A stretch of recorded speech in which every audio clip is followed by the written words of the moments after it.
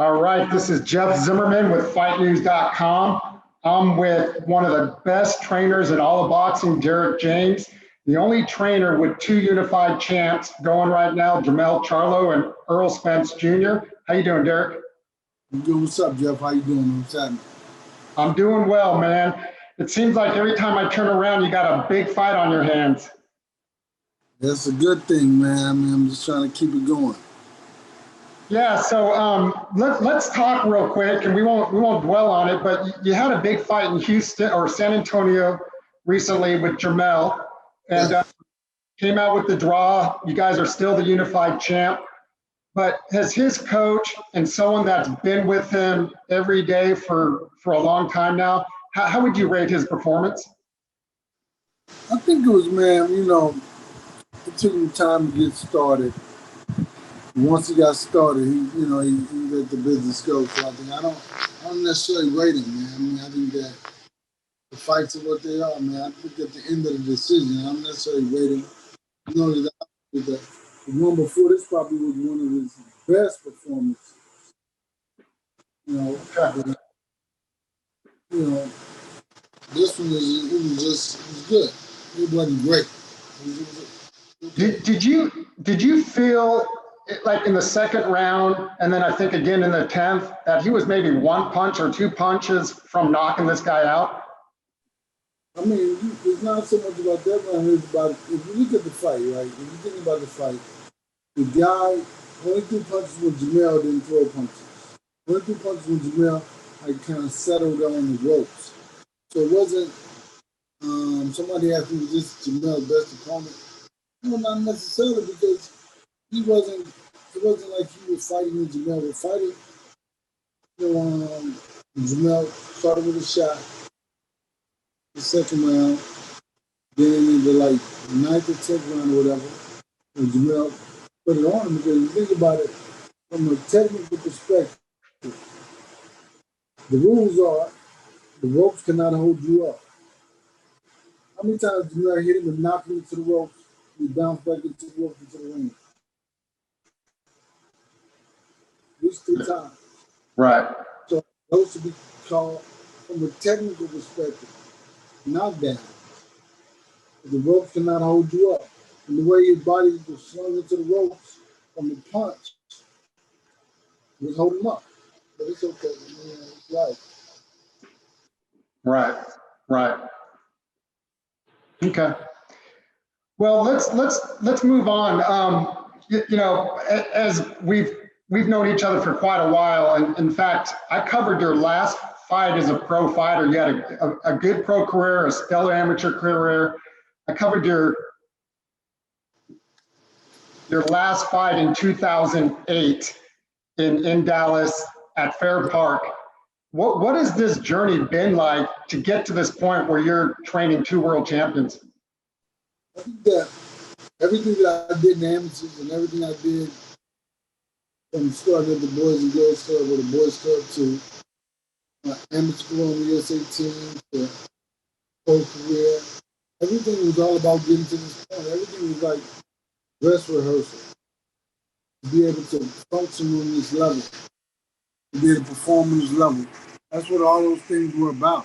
So, I mean, it's like you got to keep, and it's a story that constantly growing and constantly moving, constantly getting bigger.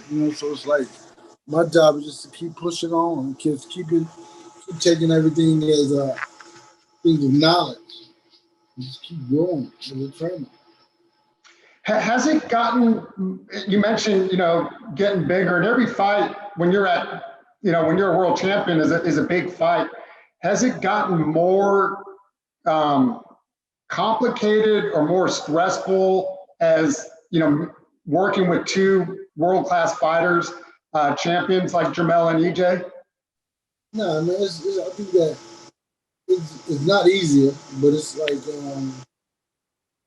if you think about this, most people in life are never great one day in their life. Maybe they have one day, but for me, my job has to be not okay. I have to be almost perfect every day. So what you see in the fight, the perfect performance. It all starts with these guys working with them and kind of helping them and developing them and pushing them and building them to be bigger and better fighters. So it's like, it's just, to be consistent is very hard. You know, like Dave Chappelle stopped being, you know, he's like, he stopped being a comedian, he stepped away from it. Saying to be that funny on that Chappelle show is very hard to keep being, you know, producing the same type of results. It's like, it's very hard, man. You've always told me in the past that you want what your fighters want, and Right. you know you stand by your fighters, and whatever they want to do, you're behind them 100%. EJ has come out and said, you know, probably this fight and one more fight, and then he moves to 154. He's been at 147 forever, his whole career. How badly, and he mentioned Crawford, how badly, though, would you guys want to get that Crawford fight before he moves up? Hey, man, it's like what I want and what he wants could be the same thing. It may not be. So I think that I want him to be, if he wants to be undisputed champion, that's what he said, then he has to fight Terence, or he has to fight the winner Crawford Porter. So I think that's what all lies is like. Really, you want to be the undisputed welterweight champion of the world. That's what you got to do. And so, you know, I want what he wants, man. I want it bad. I mean, you know, it was like I take my personal desires out of it. It's not my career; it's his career.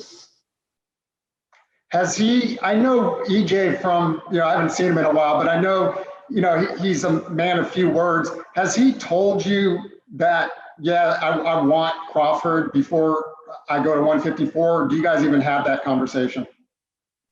I mean, we never talked about it. I mean, not like we never like, I got to get him. You know, I think it's not so much about him fighting Crawford as it is him fighting for the undisputed championship. Right, because Crawford is the guy, and that's the guy, but of course he's not the guy. And it's a waste of conversation. It's like, so he's always said he want to be undisputed champ. So Crawford is the champ, and that's what it is.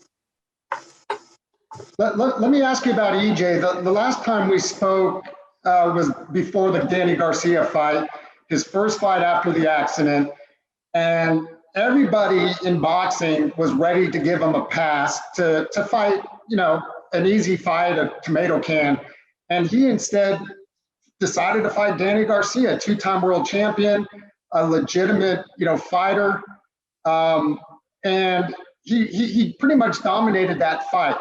But there's still people out there that say, well, he hasn't been tested, this and that. You're with him in the gym every day.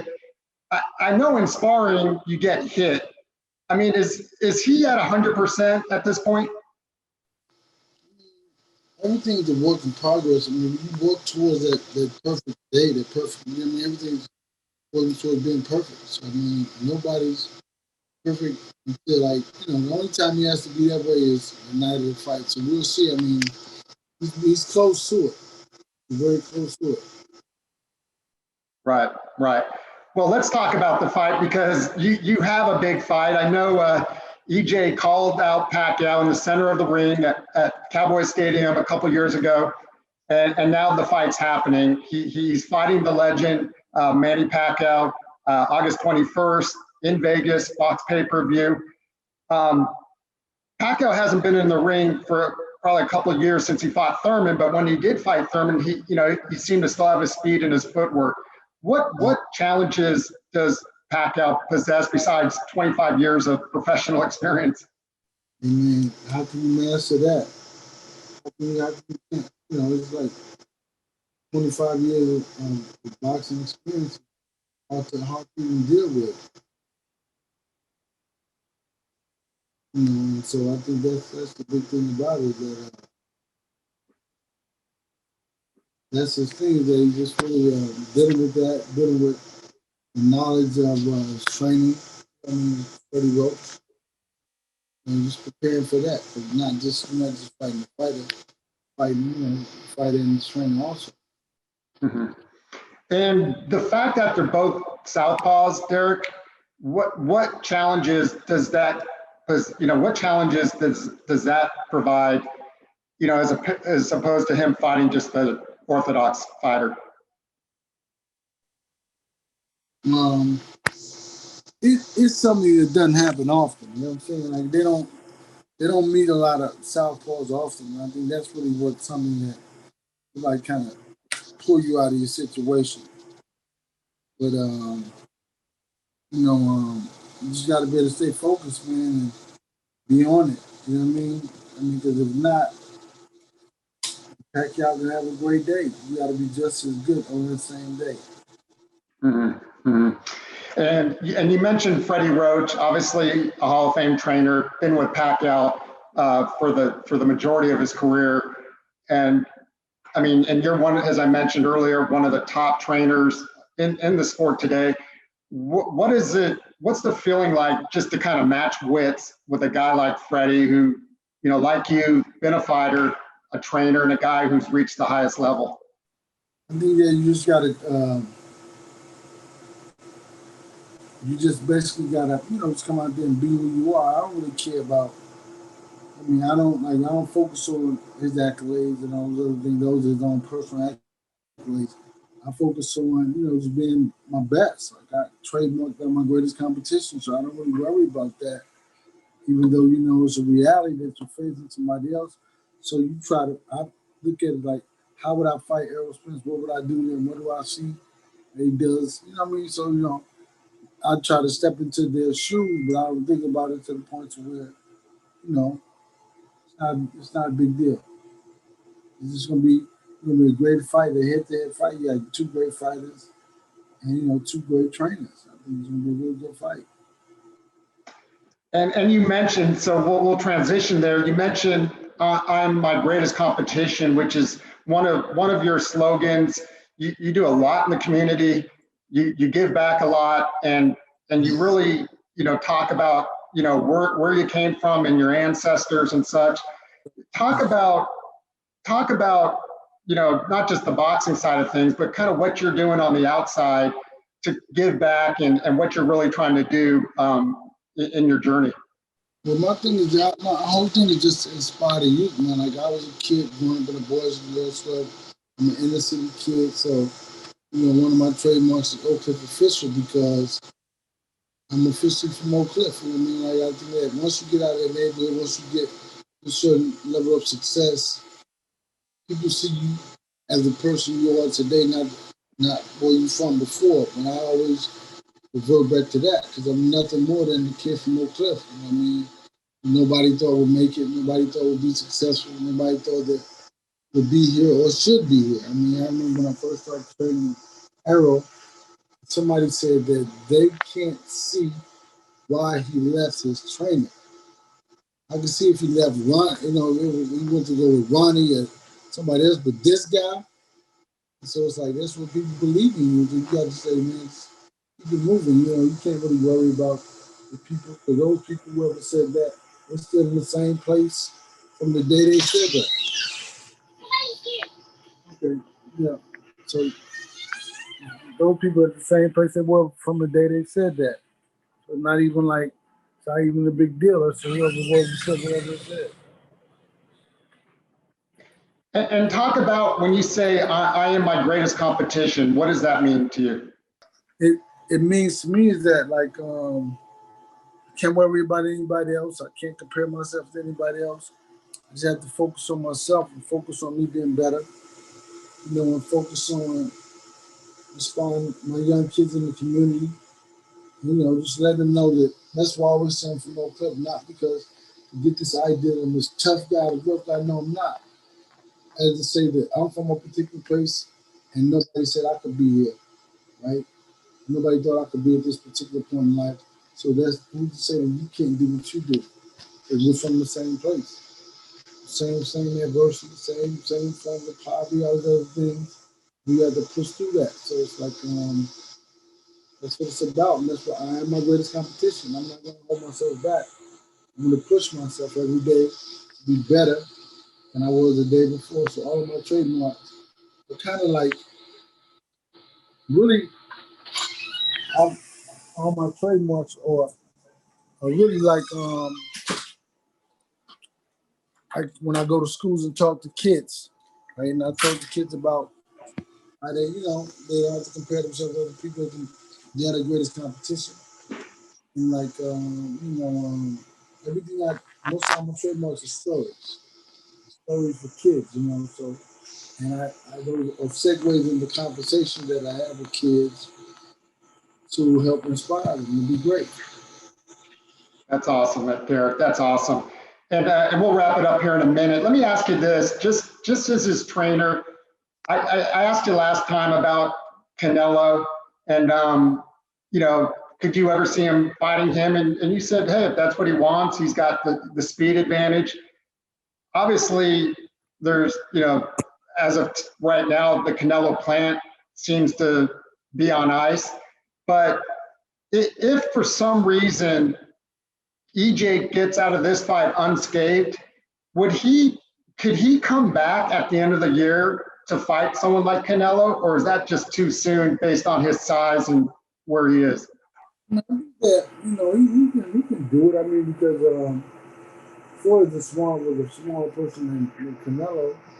He fought him and beat him. So I think that you just have to focus on all your attributes that you're better at than this individual, and kind of push yourself to that. Anything's possible, man. I mean, I don't know, but after Manny Pacquiao fight, it's like, what else is bigger than that other than the Canelo fight, which really may not be bigger than the Manny Pacquiao fight. So I don't know. I mean, I think that I want the best for him to be able to display his skill set. And with two young guys from Dallas, I'm not young, but two guys from Dallas who constantly put the city on the scene, which is a good thing because that's inspiration to young kids. I think that they can identify all the kids in the gyms in Dallas and the kids around the world and all around the country and kind of like identify with what their desires are, and they see it in us, they see it in fighters like Terence, they see it in Shakur Stevenson and all these other fighters. They see it, so it's a great time for boxing right now. So physically though, you could at the end of the year, let's say December, you think physically EJ, as long as everything goes well with Pacquiao, there's no cuts. Yeah, you can fight again. Yeah. Okay. And we'll wrap it up here with this question, Derrick. And I appreciate the time, Jeff Zimmerman with FightNews.com. You come out on August 21st with the victory against Manny Pacquiao. What would have EJ done in that fight to come out with his hand raised? He would have been himself, and he would have not allowed Manny Pacquiao to be his great self that night. That's the element. Errol Spence was able to prevail by him being himself, being the best version of himself. He didn't allow Manny Pacquiao to be the best version of himself. All right. Well, you heard it here. Derrick James, the only trainer in boxing with 2 unified champs. He's got another big fight coming up August 21st against the Senator, Manny Pacman Pacquiao, with his unified champ, Errol Spence Jr. Derrick, I always appreciate the time, and best of luck here in a few weeks. Thank you. Appreciate it, man. Thank you. Take care. All right.